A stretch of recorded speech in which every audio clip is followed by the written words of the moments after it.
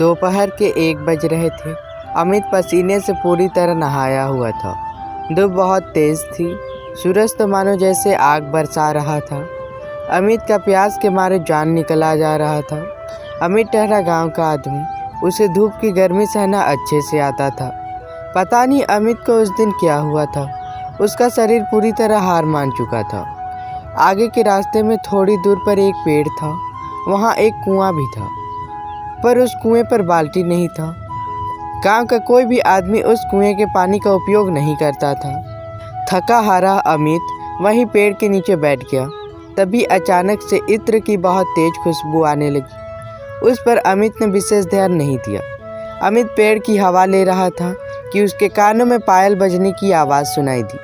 भय, आश्चर्य और रोमांच के कारण उसकी आंखें फट गई। उसी वक्त अचानक इधर से 21-22 साल की एक लड़की उसकी ओर आ रही थी, जो बहुत ही खूबसूरत थी। उसकी आंखें फटी की फटी रह गई। दिल जोर से धड़क उठा, सांस की गति तेज हो गई। कड़ी दोपहर में सुंदर सी लड़की को अपने पास देखकर अमित मन ही मन घबरा गया। वह लड़की अमित के पास आकर खड़ी हो गई और कहने लगी, क्या तुम्हें प्यास लगी है? तुम्हें कैसे पता कि मुझे प्यास लगी है? धड़कते और डरे दिल से अमित ने उत्तर दिया। यह भी कोई पूछने की बात है? इतनी गर्मी में आपको जरूर प्यास लग रही होगी। यह बोलकर लड़की उसे थर्मस देने लगी। ये क्या? अभी थोड़ी देर पहले तो उसके हाथ में कुछ नहीं था, पर यह थर्मस कहाँ से आया? अमित सोच में पड़ गया। अमित ने उस लड़की से थर्मस ले लिया और पानी पी लिया। पानी पीते ही उसकी आंखों में नशा सा छाने लगा। अमित को वह लड़की कुछ विचित्र सी लगी। अमित वहीं बेहोश सा हो गया और वहीं लेट गया। वह लड़की अमित के बगल में आकर बैठ गई। धीरे धीरे अमित खुद को अजीब से महसूस करने लगा। उसकी पलकें झपकने लगी और कुछ देर बाद बंद हो गई। अमित ने खुद को एक सुंदर के कमरे में मखमली सोफे पर उस लड़की के आगोश में महसूस किया।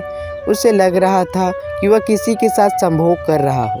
अमित की जब आंख खुली तो वह अपने घर पर था। वह किस प्रकार अपने घर पहुंचा, उसे कुछ याद नहीं था। उस वक्त अमित सोच में पड़ गया। लेकिन जो भी हो, अमित को बहुत सुख प्रदान हुआ था। अमित के साथ यह हकीकत में हुआ, लेकिन एक स्वप्न के जैसा लग रहा था। अमित के अंदर उस लड़की को लेकर बेचैनी बढ़ने लगी। अगले दिन अमित को उस लड़की से मिलने का मन करने लगा। उस दिन भी अमित दोपहर के 1 बजे उस पेड़ के नीचे जाकर बैठ गया। कुछ ही देर में उसे किसी लड़की के गाने की आवाज़ सुनाई पड़ने लगी। अमित इधर उधर देखने लगा, लेकिन वह लड़की दिखाई नहीं दे रही थी। तभी अचानक से वह लड़की उसके पास आ गई और कहने लगी, कैसा लगा आपको मेरा गाना? तभी अमित ने कहा, आप जितनी सुंदर हैं उतना ही सुंदर गाती भी हैं। तभी उस लड़की ने कहा, कुछ सोच रहे हैं आप? शायद कल की बात सोच रहे हैं। अमित ने कहा, आपने कैसे जाना? उस लड़की ने कहा, दिल से दिल की बातें जानना बड़ा आसान होता है। इतना कहकर वह उसके पास सट के बैठ गई और उसे प्यार से इस प्रकार छूने लगी कि उसके अंदर करंट पैदा हो गया। तभी वह लड़की प्यार से अमित को कहने लगी, क्या आप आज भी जन्नत के दर्शन करना चाहेंगे? अमित ने सिर हिलाते हुए हाँ कहा, क्योंकि वास्तव में अमित उसके साथ प्यार करना चाहता था। तभी अमित खुद को उस लड़की के साथ स्वर्ग जैसे एक महल में पाया, जो बिल्कुल खाली था।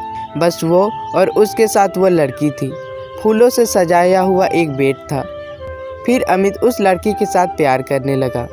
उस दिन उसकी आंखें जब खुली तो उस दिन भी वह अपने घर में था।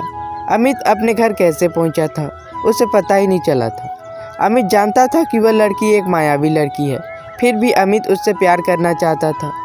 अमित को उस लड़की से प्रेम हो चुका था। अमित रोज उस लड़की से मिलने जाने लगा और उसके साथ प्यार करने लगा। अमित पूरा उस लड़की के मोह में डूब चुका था। वह लड़की भी अमित को अपने वश में करके अपना हवस बुझाने लगी। धीरे धीरे अमित कमज़ोर होने लगा। अमित के घर वालों को अमित के ऊपर शक हुआ। वे कहने लगे, तुम आजकल दोपहर को कहाँ जाते हो? आज से दोपहर को कहीं जाना बंद करो, तुम बहुत कमज़ोर हो रहे हो। उसके घर वाले घर से बाहर नहीं जाने देने लगे। अमित उस लड़की से मिलने नहीं जाने लगा। अमित को उस लड़की ने अपने वंश में कर रखा था। वह चाहकर भी उस लड़की के बारे में किसी को नहीं बता पा रहा था। ऐसे ही 4-5 दिन बीत गए। एक रात अमित अपने कमरे में सोया हुआ था। अचानक आधी रात को उसकी आंख खुली तो उस लड़की को अपने बगल में पाया। उस रात भी दोनों ने रात को रंगीन किया। अब प्रतिदिन का यही सिलसिला जारी रहने लगा। रात को वह लड़की आकर उसके साथ सोती थी। प्रतिदिन संभोग करने के कारण अमित कमज़ोर होने लगा। अमित को देखकर उसके घर में तरह तरह की चर्चाएं होने लगी। आधे से ज़्यादा लोग कहते अमित गंदी आदतों का शिकार हो गया है, जैसे हस्तमैथुन क्रिया में लिप्त होना या फिर किसी के साथ शारीरिक संबंध बनाए रखना। अमित की दादी माँ और उसकी माँ का कहना था कि अमित के ऊपर किसी भूत प्रेत का साया है, इसी कारण वह इतना कमज़ोर हो रहा है और आजकल कुछ अजीब बर्ताव करता है। अब अमित के ऊपर कड़ी निगरानी रखने लगी। कहीं बाहर जाने से उसे सख्त मनाही हो गई। एक दिन अमित की दादी कहने लगी, मैं तो बिल्कुल कहती हूँ कि इसे कोई रोग नहीं हुआ है, न ही यह बुरी आदतों का शिकार है। ओझा गुनी से दिखलाओ, अगर वह सब नहीं निकाला तो मैं अपनी नाक काट कर रख दूंगी। दादी की इस बात से सब सहमत हो गए। एक दिन दादी ने ही अपने मायके से एक अच्छे ओझा को बुलवा लिया। रात के करीब 11 बज रहे थे। गांव का वातावरण था, इसीलिए लगभग सारा गांव सो रहा था। ओझा ने जो चीज़ें लिखवाई थी, अमित के पिता ने वह सब बाजार में मंगवा लिया था। बच्चे छोड़कर घर के सभी लोग जाग रहे थे। ओझा ने अमित को सफ़ेद कपड़ा पहना दिया और कुश की चटाई में बिठाया। ओझा मंत्र पढ़कर जादू टोना करने लगा। फिर ओझा अमित को मयूर की पंख से झाड़ने लगा। उसी बीच अमित बेहोश हो गया। अमित के साथ जो हुआ ओझा को सब पता चल गया। बाद में ओझा ने उसके परिवार वालों को सब कुछ बता दिया। ओझा ने बताया, इसे किसी लड़की ने दोपहर को पानी पिलाया था। असल में वह कोई लड़की नहीं थी, एक लड़की की भटकती हुई आत्मा थी। उसी ने इसे अपने वंश में कर लिया था और वह आत्मा अपना हवस बुझा रही थी। अब वह आत्मा इसे छोड़कर चली गई है।